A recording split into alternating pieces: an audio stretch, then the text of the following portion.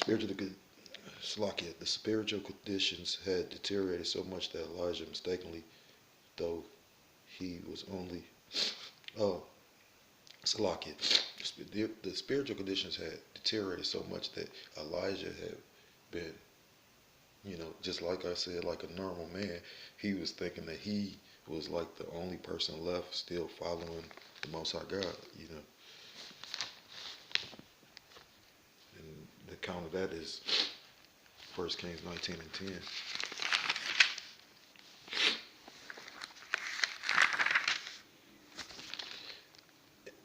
1 Kings 19, verse 10.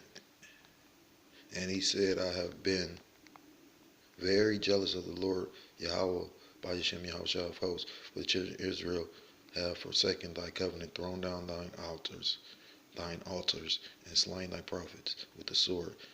And I, even I only, am left, and they seek my life to take it away. So like I said, it probably, could you even imagine that? Like being so, he, that makes you really sit and think about it, like it had to be so, I ain't gonna, curse, because, we got to work on ourselves daily. So that's a new thing I'm gonna try. Unless the spirit, sometimes it slips out, but if you're conscious of it, I'm gonna try and catch it. But conditions had to be so bad that, can you imagine it? Think about it. Like like us brothers in the truth.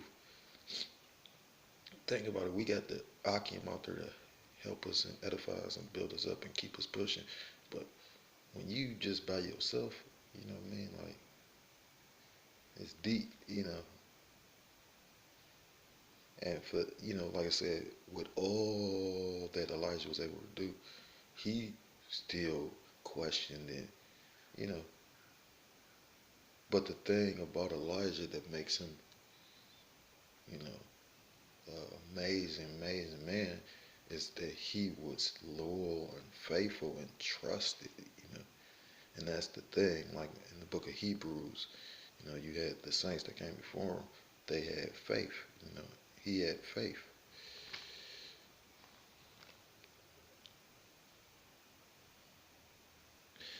It says, in one of the darkest times in Israel's history, Yahweh by Hashem Yahushua used Elijah to show himself as Lord of Lords and God of Gods.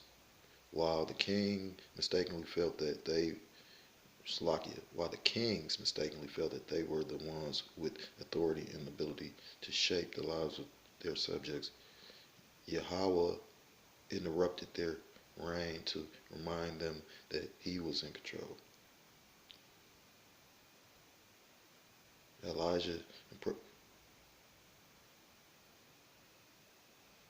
Elijah shows us Elijah shows us that he was a man of courage. And basically a man with courage because he, like I said, he trusted in Yahweh by Hashem Yahushua. He boldly stood before the king and declared to Ahab.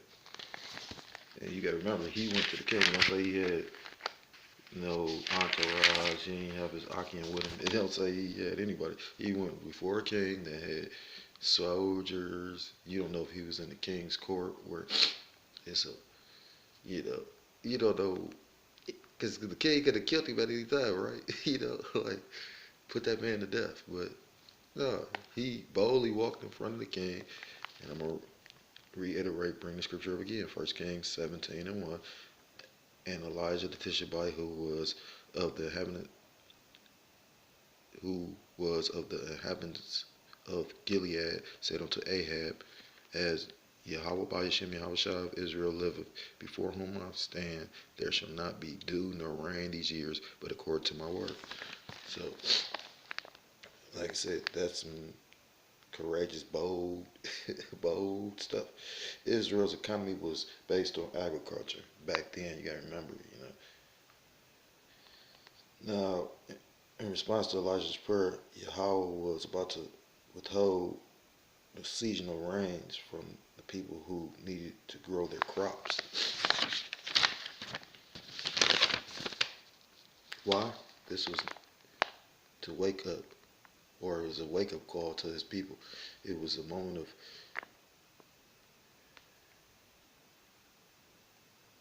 of judgment. Basically, Israel had fallen into Baal worship. Ahab built a temple to Baal in Samaria, the capital of the northern kingdom. That's in 1 Kings 16:33. There you go, right there. It says, and Ahab made a grove, which is, a high place, an idol.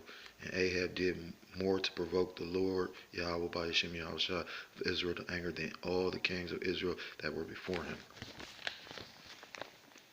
Asherah posed pagan worship, which is like an obelisk. Ahab built to false gods who do nothing about rain or drought, set up a direct contrast between Yahweh and Baal. Baal was a solar deity as well as a fertility power, or fertility, small g god, and was referred to as the rainmaker. Ahab copied and multiplied this sinful practice of the first king of Israel, Jeroboam. And that's in 1 Kings 12:28.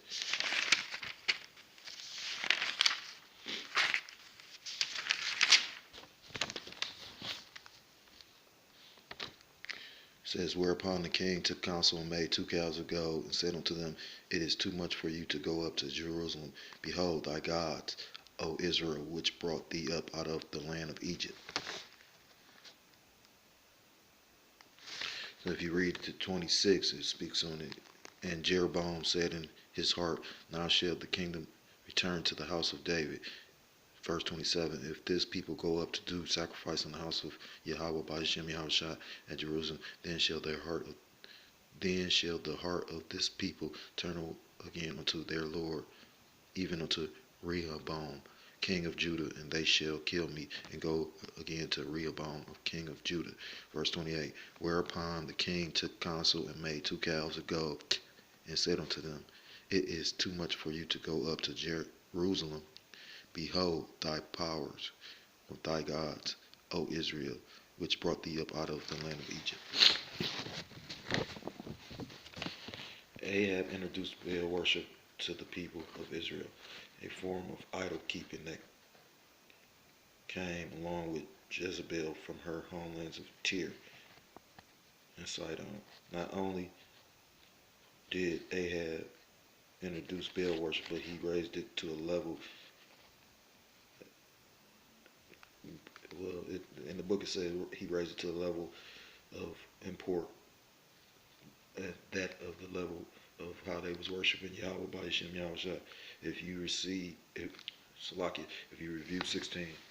1 Kings 16:32, and Jeroboam ordained a feast in the 8th month, on the 15th day of the month, like unto the feast that is in Judah, and he offered upon the altar. So did he in Bethel, sacrificing unto the calves that he made, and he placed in Bethel the priests of the high places which he had made. So, like I said, he really tried to. He probably suffered. Basically, he, led a lot of people astray. He had his subjects. Well, he had the Israelites going off so badly. It's one thing to turn away one person, but he turned away, a lot of people. So you read that. I mean, you just see that. He made a feast, what I mean? So just imagine how many people were partaking in that.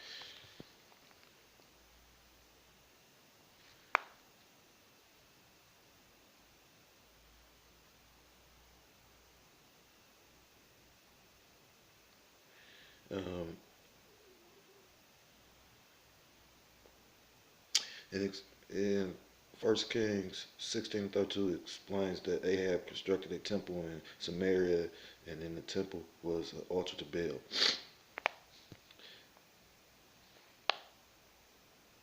This 60-year stretch of Wicked Kings was not the first time Yahweh's people would forget the one who delivered them from Egypt.